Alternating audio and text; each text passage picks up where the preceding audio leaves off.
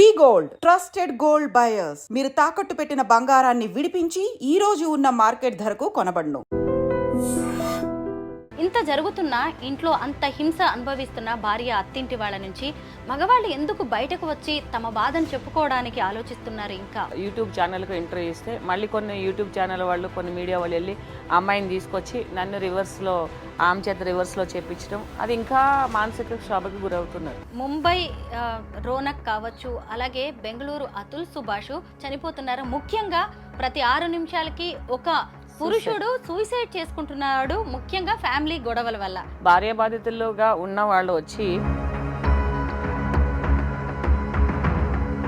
వివిధ రకాలైన అలవాట్లకు బానిస అయిపోయి చనిపోయే వాళ్ళు కూడా చాలా మంది ఉన్నారు. వాళ్ళు కూడా భార్య బాధితులే. 2 భార్య బాధితుల కేసుల్ని లక్ష్మి గారు డీల్ చేస్తున్నారు. వాళ్ళకి కౌన్సిలింగ్ ఇస్తున్నారు, వాళ్ళకి ఆత్మస్థైర్యం చెప్పే ప్రయత్నం చేస్తున్నారు. నేను యాక్చువల్లీ యూనివర్సిటీలో పీజీ చేశాను మేడం. నేనున్న పొజిషన్ లో లైక్ ఐఎమ్ ఏ ప్రొఫెసర్.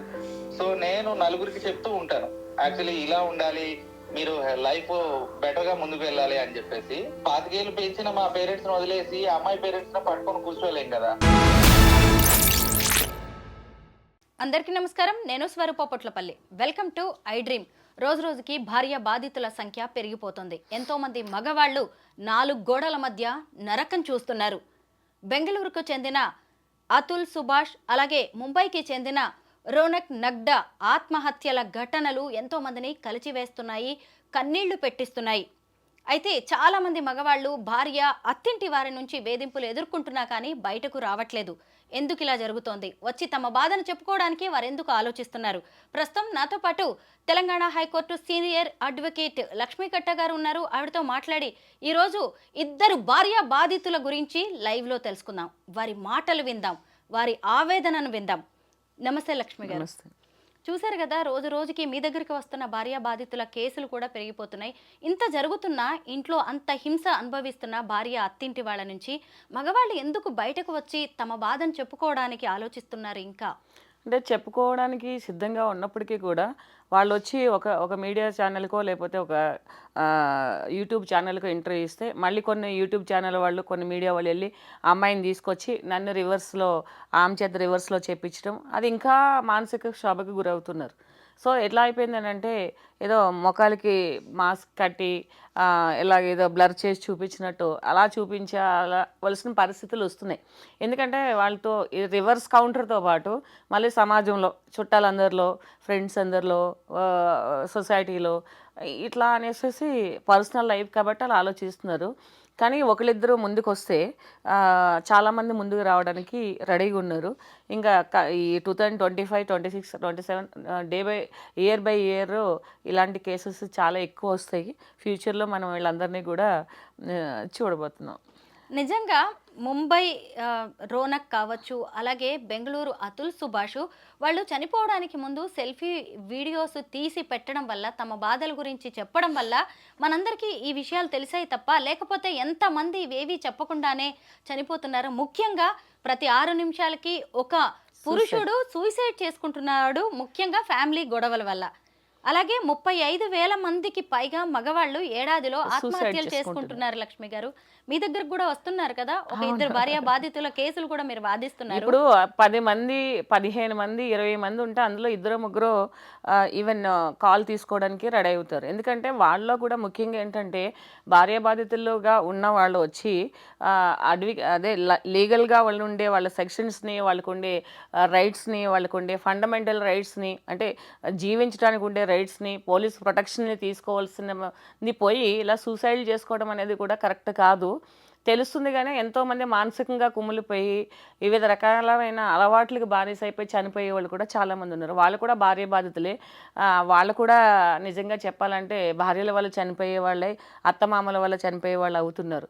ఇంకోటి ఏంటంటే మనము ఇలా ఛానల్స్ల మధ్య కూర్చొని ఆడవాళ్ళని తిట్టడానికి లేదు, ఆడవాళ్ళని ఏమీ అనడానికి లేదు, ఆడవాళ్ళని అవమానిస్తున్నారు, ఆడవాళ్ళకి శత్రువులు అని చెప్పేసేసి కొన్ని మహిళా సంఘ వాళ్ళు, కొంతమంది మహిళలు కూడా ఫీల్ అవడం జరుగుతుంది. మంచి వాళ్ళ కోసం ఎవరో మాట్లాడరు. ఎవరైతే బాధితులు ఉన్నారో అందరూ సేమ్ హ్యూమన్ బీయింగ్ కాబట్టి సఫర్ అయ్యే వాళ్ళ గురించే మనం ఎప్పుడు మాట్లాడుతూ ఉంటాం. సో దట్ ఏంటంటే అబ్బాయిలు కూడా ఏంటంటే ఇలాంటి కేసులు ఉన్నప్పుడు చనిపోకుండా, అంటే అంత ప్యానిక్ సిచ్యుయేషన్లోకి వెళ్ళకుండా కూడా ఒక లీగల్ కౌన్సిలింగ్, ఒక పర్సనల్గా ఒక కౌన్సిలింగ్ తీసుకుని దీన్ని ఫైట్ చేసి మేము ఇలా చనిపోయాము అనేసి ఎదుటి వాళ్ళకి చూపించడం కంటే కూడా ఇలా గెలిచాము, ఇలాగ మేము ఒక లేడీస్ చేసే అబ్యూజ్ని మేము కోర్టు ముందుకు తీసుకెళ్ళి లేకపోతే సమాజం ముందుకు తీసుకెళ్ళి మేము దీన్ని భరించుకుంటూ మేము వీఆర్ ద విన్నర్స్ అని చూపించుకోవడం అనేది చాలా అవసరం. చాలామంది ఇలా సఫర్ అవుతున్నారు. చాలా మార్పులు వచ్చేసినాయి సమాజంలో.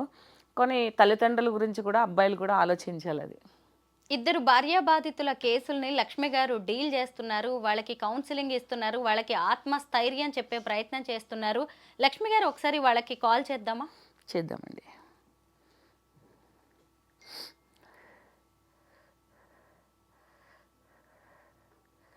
ఎందుకంటే నేను కౌన్సిలింగ్ చేసి వీళ్ళని ఒప్పించడం జరిగింది. Hello, madam. ఒకసారి నేను ఐడ్రీమ్ భార్య బాధితుల గురించి మాట్లాడడం జరుగుతుంది. అసలు మీరు సూసైడ్ వరకు వెళ్ళడం జరిగింది కదా, అసలు ఎందుకు అలా వెళ్ళారు? భార్య నుంచి మీరు వాళ్ళ ఇన్లాస్ నుంచి మీరు నేమ్స్ చెప్పుకోకుండా ఎంత సఫర్ అవుతున్నారు? మీ క్వాలిఫికేషన్ ఏంటి? ఇంత క్వాలిఫికేషన్ పెట్టుకుని కూడా ఈరోజు జాబ్ లేకుండా ఉండడానికి పరిస్థితి ఏంటో ఒకసారి చెప్పండి. నేను యాక్చువల్లీ యూనివర్సిటీలో పీజీ చేశాను మేడం, పోస్ట్ గ్రాడ్యుయేట్. నేను యాక్చువల్లీ లైక్ ఏంటంటే నేనున్న పొజిషన్ లో like I'm a professor. So నేను నలుగురికి చెప్తూ ఉంటాను యాక్చువల్లీ ఇలా ఉండాలి, మీరు లైఫ్ బెటర్ గా ముందుకు వెళ్ళాలి అని చెప్పేసి. సో డే 1 నుంచి, మ్యారేజ్ అయిన డే 1 నుంచి షీ స్టార్టెడ్ పోకింగ్ అనమాట. ఎట్లా అంటే మీ పేరెంట్స్ ని వదిలేసేయాలి, మా పేరెంట్స్ నే చూసుకోవాలి. ఓకే, తన పేరెంట్స్ ని కూడా చూసుకోవడంలో తప్పేం లేదు. అండ్ 25 ఏళ్ళు పెంచిన మా పేరెంట్స్ ని వదిలేసి అమ్మాయి పేరెంట్స్ ని పట్టుకొని కూర్చోలేం కదా. అండ్ ఈవెన్ ఏంటి అంటే ప్రతి చిన్నదానికి అనుమానం. మేము ఒక గౌరవమైన వృత్తిలో ఉండి మేము పిల్లల పట్ల అసభ్యంగా అయితే ప్రవర్తించాం కదా, మాకు క్లీన్ చిట్ ఉంటుంది. అంటే లైక్ జూనియర్ ప్రొఫెసర్ నుంచి సీనియర్ వరకు ఎదిగానా అంటే, సో ఒక 10 years జర్నీలో ఎంతో మందిని పిల్లలను చూసుంటాను నేను. సో క్యారెక్టర్ ఎక్కడ తక్కువ ఉన్నా కానీ యూనివర్సిటీలో ఈజీగా బయటకు వచ్చేస్తాం మనం. అట్లాంటిది డే 1 నుంచి తను ఏంటంటే షీ స్టార్టెడ్ పోకింగ్ లైక్ ఎలా అంటే నువ్వు వాళ్ళతో తిరగొద్దు, వీళ్ళతో మాట్లాడద్దు, నేను ఫ్రెండ్స్ తో తిరగకూడదు, ఈవెన్ మా పేరెంట్స్ తో మాట్లాడకూడదు, మా బ్రదర్ తో మాట్లాడకూడదు, మా సిస్టర్స్ తో మాట్లాడకూడదు, కేవలం అమ్మాయితోనే ప్రపంచంలో మెలగాలన్నమాట. ఆమెకి ఎంతమంది ఫ్రెండ్స్ ఉన్నారు అది చెప్పండి. ఆమెకి ఊరు నిండా ఫ్రెండ్సే మేడం. ఎప్పుడు చూడండి ఎవరో ఒక అబ్బాయితో మాట్లాడుతూనే ఉంటుంది. సో నేనేంటంటే లైక్ మనం సిటీ కల్చర్ లో పెరిగాం కాబట్టి అది పెద్ద విషయం ఏం కాదు లెక్క ప్రకారం అయితే మామూలుగా. యాజ్ ద డేస్ గోస్ ఇదేదో కొంచెం తేడాగా ఉందని చెప్పి యాక్చువల్లీ 1 day కేటాయించి అసలు ఏంటి కదా అని చెప్పి అమ్మాయి గురించి మొత్తం డీటెయిల్స్ చూస్తే ఆ అమ్మాయి మొత్తం అన్ని కూడా మల్టిపుల్ అఫైర్స్ ఉన్నాయి అమ్మాయికి. మల్టిపుల్ అఫైర్స్, 1 2 కాదు, మల్టిపుల్ అఫైర్స్. అండ్ ఈవెన్ ఆ అమ్మాయి ఏంటి అంటే మాక్సిమము తను చేసిన బ్లేమ్స్ నా మీద వేసి రుద్దడానికి స్టార్ట్ చేస్తుంది. ఎందుకంటే మనము విషయం తెలుసుకుంటే ఇది ఎందుకు చేస్తామని మనం క్వశ్చన్ చేస్తామని చెప్పి నేను చేయని తప్పుకి ఆ అమ్మాయి చేసిన తప్పులు కూడా నన్నే పోక్ చేయడం మొదలు పెట్టింది. నాకు ఫస్ట్ ఇది అర్థం కాక అసలు ఏం చేస్తున్నాను, నేను ఈ అమ్మాయికి స్పేస్ ఇవ్వలేకపోతున్నానేమో అని చెప్పి నేను డిప్రెస్ అయ్యాను. సో డేస్ గడిచే కొద్దీ అమ్మాయి ఏంటంటే వర్బల్ అబ్యూస్. యూజువల్లీ ఏంటంటే మనకి వాక్ స్వాతంత్రం ఉంది కదా అని ఏది పడితే అది వాగేస్తున్నారు. అలాగా ఇష్టం వచ్చినట్టు బూతులు తిట్టేది. అయితే సూసైడ్ అటెంప్ట్ చేసుకుంటాను, 498A కేసు పెట్టేస్తాను, ఇది ఒక అస్త్రం అయిపోయింది అమ్మాయిలకి. నిజంగా they are misusing 498A case. ఏమంటే చాకు తెచ్చుకోవడం, నేను పొడుచుకొని చచ్చిపోతా, మీ పేరెంట్స్ పేరు చెప్పేస్తా, మీ అందరి పేర్లు రాసి నేను సూసైడ్ చేసుకొని చచ్చిపోతా. మీరు ఇల్లు వదిలిపెట్టి వెళ్ళిపోయి సూసైడ్ వరకు రావడానికి ఏంటి అసలు టార్చర్ అంతా? నేను ఎవరితోనే మాట్లాడకూడదు మేడం, నాకంటూ ప్రపంచం ఉండకూడదు, నాకంటూ లైఫ్ ఉండకూడదు. ఎలా అయిపోయిందంటే ఇంకా నేను ఒకరితో మాట్లాడాలంటే అమ్మ మా వైఫ్ చూస్తుందేమో, మా సొంత మదర్ తో మాట్లాడాలంటే నాకు భయపడే స్టేజ్ వచ్చింది. నాకు అమ్మతో అక్రమ సంబంధం అంటగడుతుంది, అక్కతో సంబంధం అంటగడుతుంది, ఇంటి దగ్గర ఎవరన్నా పిల్లలతో మాట్లాడితే వాళ్ళతో కూడా మాట్లాడుతూ ఉంటది. అక్రమ సంబంధాలు అంటగట్టడం నాకు ఎలా అయిపోయిందంటే ఒక జిగుత్సాకరమైన పరిస్థితి వచ్చేసింది. ఈ లైఫ్ ఎందుకు ఇలా బతుకుతున్నాను అన్నది వచ్చేసింది. నేను ఎప్పుడు నవ్వుతూ ఉండేవాడిని కాస్త నా లైఫ్ లో నవ్వు అనేది లేకుండా అయిపోయింది అనమాట. ఇప్పుడు మీరు సూసైడ్ వరకు వెళ్ళి బ్యాక్ వచ్చి కౌన్సిలింగ్ తీసుకుని ఉన్నారు కదా, మీలాంటి బాధితులకి ఏం చెప్పాలనుకుంటున్నారు? అంటే ఈ మధ్యన కొంతమంది సూసైడ్ చేసుకుని చనిపోతున్నారు, అది చాలా బాధాకరం కదా. అలాంటి ఈ భార్య బాధితులకి వరకట్న వేధింపులతో కేసులతో బాధపడుతున్న వాళ్ళకి మీరు ఏం చెప్పాలనుకుంటున్నారో ఒకసారి మీరు ఈ టీవీ ముఖంగా చెప్తే, ఛానల్ ముఖంగా కొంతమంది మీలాంటి వాళ్ళు బయటకు వస్తారు. అదే మేడం, మెయిన్ అందరికీ చెప్పేది ఒకటే, ఎవరన్నా ఈ సూసైడ్ అటెంప్ట్ వరకు వెళ్ళాలి అనుకుంటే ఒక్కసారి 5 సెకండ్లు ఆగి మీ తల్లిదండ్రులను గుర్తు తెచ్చుకుంటే, వాళ్ళ ముఖాలు గుర్తు తెచ్చుకుంటే, వాళ్ళు ఎంత కష్టపడి మిమ్మల్ని పెంచారు అన్నది మీకు గుర్తొస్తుంది. వన్స్ అది గుర్తొచ్చిన తర్వాత అక్కడ దాకా వెళ్ళడానికి ఇష్టపడరు. మీరు అమ్మాయి గురించే బతకాల్సిన అవసరం లేదు. మీ తల్లిదండ్రులను జాగ్రత్తగా చూసుకోగలిగి వాళ్ళ లాస్ట్ స్టేజ్ లో వాళ్ళు బాధపడకుండా కంటతడి పెట్టుకోకుండా ఉంటే చాలు. ఇంతే మేడం నేను చెప్పాలనుకున్నది. ఎందుకంటే మనకి లైఫ్ లో మ్యారేజ్ అనేది ఒక చిన్న పార్ట్ మాత్రమే. మనం ఎంతో కష్టపడి పెంచిన పేరెంట్స్ ను కూడా మనం ఇదైపోయి, ఎందుకంటే నేను కూడా అదే స్టేజ్ నుంచి బ్యాక్ రిటర్న్ వచ్చాను. కేవలం మా మదర్ గురించి మొత్తం పెద్దలు ఎవరైతే ఉన్నారో నాకు గైడెన్స్ ఇచ్చి చెప్పిన వాళ్ళు ట్రీట్మెంట్ తీసుకొని వచ్చినప్పుడు మా మదర్ నే గుర్తు తెచ్చుకొని, లేదు మా మదర్ కోసం అన్నా నేను స్ట్రాంగ్ గా ఉండాలి. నేను 6 months ఎంత డ్రామాకి వెళ్ళానో మీరు కూడా మీకు కళ్ళారా తెలుసు. ప్రీవియస్ ఎంత నేను డిప్రెస్ అయిపోయాను ఏంటి అన్నది. అందరికీ చెప్పేది ఏంటంటే, డోంట్ కమిట్ ఫర్ సూసైడ్. ప్రాణం అనేది చాలా విలువైనది. లైఫ్ లో ఇలాంటి చిన్న చిన్న డిస్టర్బెన్స్ వస్తూ ఉంటాయి, పోతా ఉంటాయి. దాని గురించి మనం ఎక్కడా కూడా డౌన్ అవ్వక్కర్లేదు. మన లైఫ్ అనేది ఇంకొకరికి ఎగ్జాంపుల్ అవ్వాలి తప్పితే మనము అంతేగాని మనం ఎప్పుడు కూడా నెగిటివ్ గా తీసుకెళ్ళకూడదు. Be positive, always think positive. Okay అండి, థ్యాంక్ యూ. ఏమండి, ఆమె ఏం చదువుకుంది? జాబ్ ఏమన్నా చేస్తారా? ఆ అమ్మాయి MBA గ్రాడ్యుయేట్ అని చెప్పారండి. నాకు కనీసం అమ్మాయి ఆధార్ కార్డు కూడా ఇవ్వలేదు. అమ్మాయి దేవన్ నుంచి చెప్పినవన్నీ కూడా, మాకు మ్యారేజ్ టైంలో చెప్పిన అన్ని కూడా తప్పులే. నోరు తెరిస్తే పచ్చి బూతులు అనమాట. ఇంకా వర్బల్ అబ్యూజ్ ఎంత దారుణంగా ఉంటదంటే అసలు మనము not even we can't able to imagine it. అది ఒక్కసారి విన్నాము అంటే ఇంకా ఎంతటి మనిషికైనా సరే కంప్లీట్ డిప్రెస్ అయిపోవాల్సిందే. సరే, ఈ కేసులన్నీ మీరు గెలిచిన తర్వాత మళ్ళీ ఒకసారి స్టూడియోకి వచ్చి అందరికి ఒక రోల్ మోడల్ గా నేను డైరెక్ట్ గానే స్టూడియోకి వచ్చి మాట్లాడతానండి. అండ్ చాలా మంది ఇలా బయటికి చెప్పుకోలేక చాలా కష్టపడుతున్నారు. వాళ్ళందరికీ ఖచ్చితంగా నేను కౌన్సిల్ చేస్తాను. అండ్ నేను కంపల్సరీ వచ్చి మాట్లాడతాను. మీరు ఆవిడ మీద కేసులు పెట్టారా? ఆవిడ మీ మీద కేసులు పెట్టారా? ఆవిడ నా మీద 12 కేసులు పెట్టింది మేడం మొత్తము. చూసారా, బెంగళూరు అతుల్ సుభాష్ విషయంలో కూడా ఇలాగే కేసుల మీద కేసులు పెట్టేసి ఆడవాళ్ళు. యాక్చువల్లీ అక్కడ ప్రాబ్లం ఏమొచ్చిందంటే మేడం, ఇప్పుడు మ్యారేజ్ చేసుకున్నందుకు నా మీద పెడితే తప్పు లేదు. సరే, ఏదన్నా ఉంటే తప్పు కరెక్టో నేనే ఫేస్ చేస్తాను.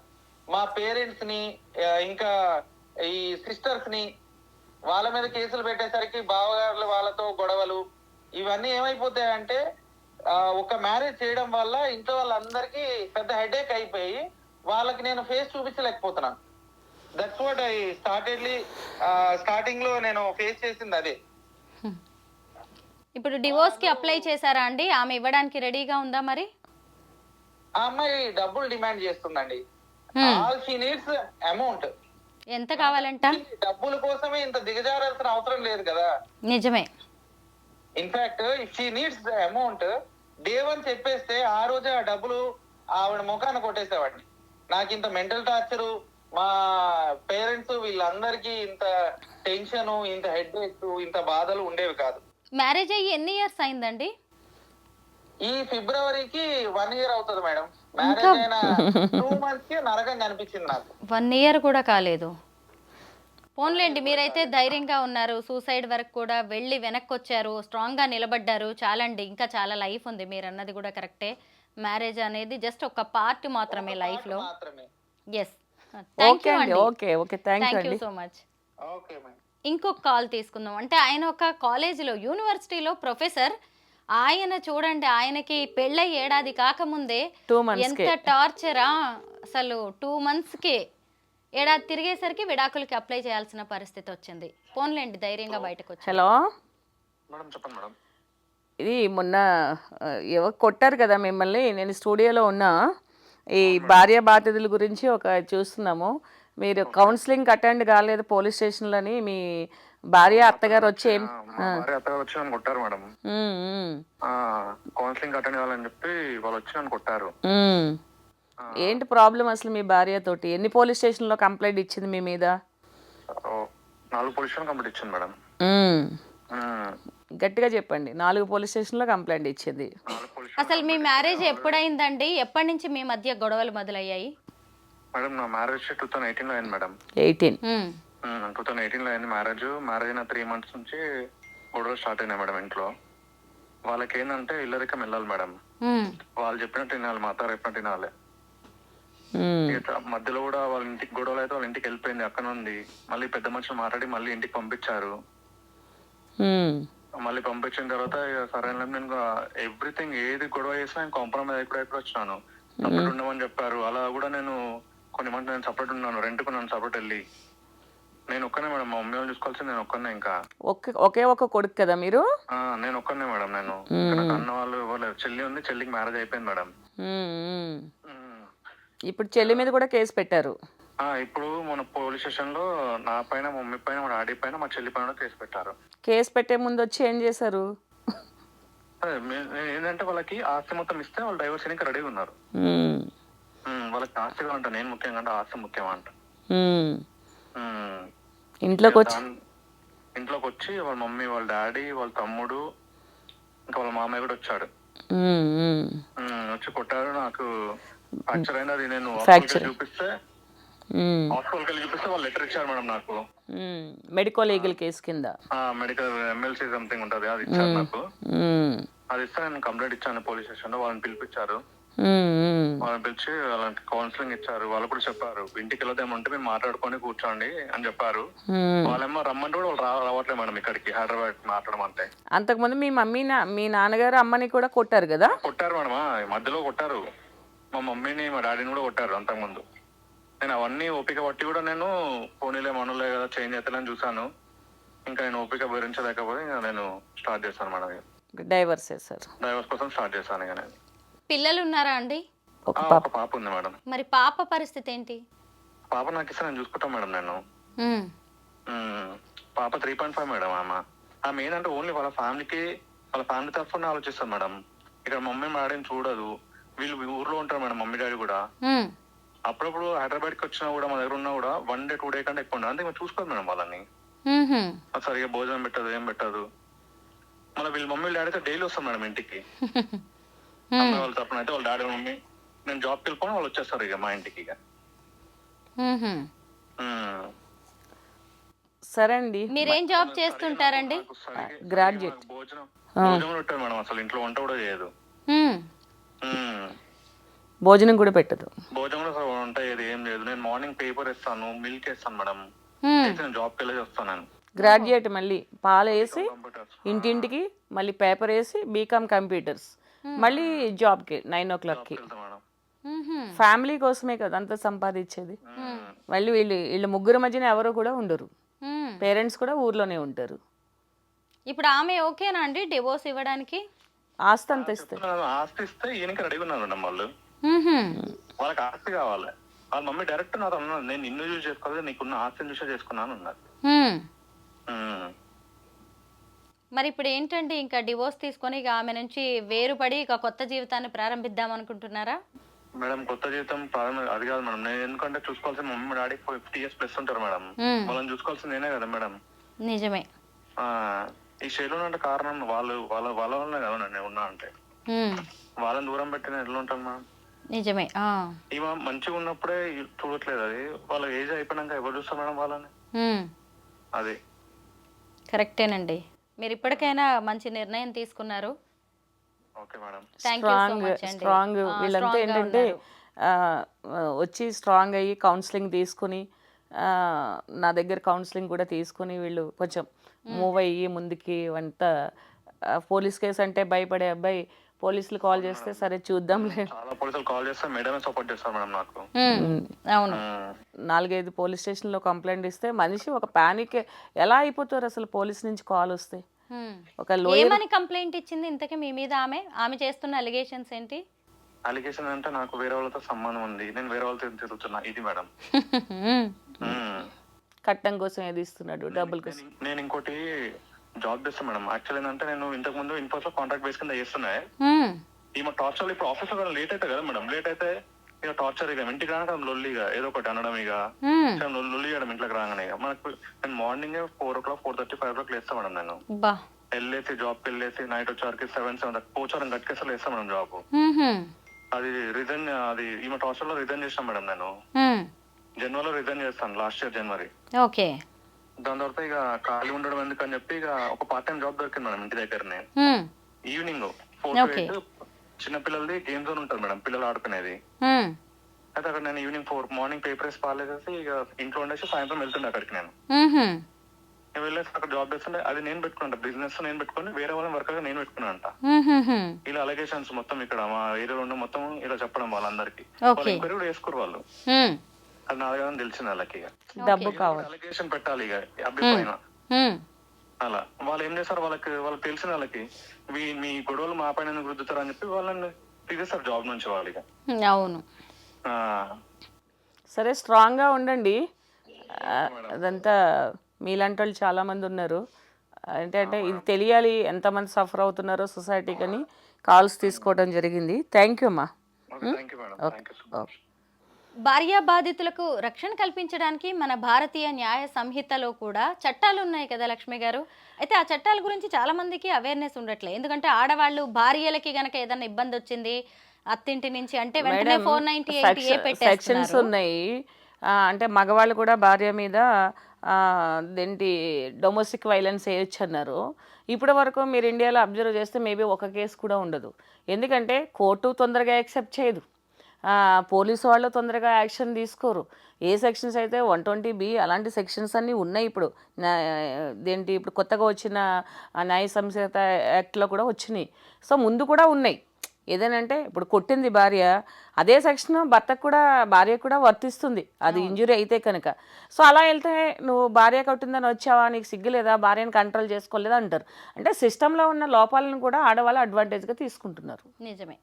ఇప్పుడు 498A ఒక మహిళ పెట్టింది అనుకోండి, ఒక భార్య పెట్టింది అనుకోండి, ఆమె పెట్టింది తప్పుడు కేసు అని రుజువైతే కూడా ఆమె మీద కూడా యాక్షన్ తీసుకోవచ్చు. తర్వాత ఫైన్ కూడా ఉంది, 15,000 ఫైన్ వేయొచ్చు. ఆమె 498 కనుక ఫాల్స్ కేసు కింద పెడితే కనుక, ఫాల్స్ కనుక ప్రూవ్ అయితే కనుక, ఎవిడెన్స్ కూడా ఏదైనా ఫాల్స్ ఎవిడెన్స్ ఇస్తే కనుక ఆమె కోర్టుకు కూడా సుమోటోకు కూడా కేసు తీసుకుని ఫైన్ వేయొచ్చు. తర్వాత వీళ్ళు అది తెలిసిపోయిన తర్వాత డిఫమేషన్ వేయొచ్చు. తర్వాత ఇలాగా ఇబ్బంది పెట్టింది మమ్మల్ని ఇంత అనేసి కూడా కేసు పెట్టొచ్చు. సో దట్ ఆ ప్రాపర్ ఇన్వెస్టిగేషన్ ఎక్కడైతుంది అంతవరకు జనాలకి ఎంత ఓపిక ఉంటుంది.